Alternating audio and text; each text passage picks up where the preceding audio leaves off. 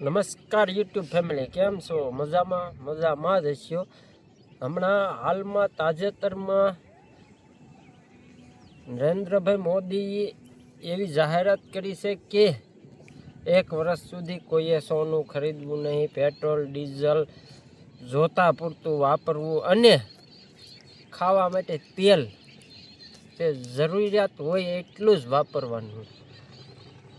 એવી નરેન્દ્રભાઈ મોદીએ તેવી જાહેરાત કરી છે. તો નરેન્દ્રભાઈ મોદી શ્રીને કહેવાનું કે નરેન્દ્રભાઈ મોદી, તમે જ્યાં પણ સભાઓ કરો છો ત્યાં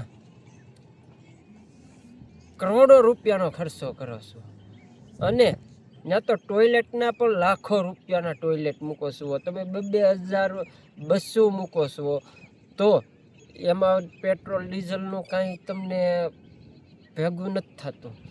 અને જનતાને તમે કહો છો કે પેટ્રોલ ડીઝલ સિલિન્ડર સોનું જોતા પૂરતી ખરીદવું ને સોનું તો 1 વર્ષ માટે ખરીદવું જ નહીં. એટલે કે આ 1 વર્ષ સોનું અને ચાંદી ન ખરીદો એટલે આવતા વર્ષે કે સોનાનો ભાવ આ વર્ષે તોલે 1.5 લાખ છે તો આવતા વર્ષે 3 લાખ થઈ શકે. એટલે 1 વર્ષ માટે સોનું નહીં ખરીદવું.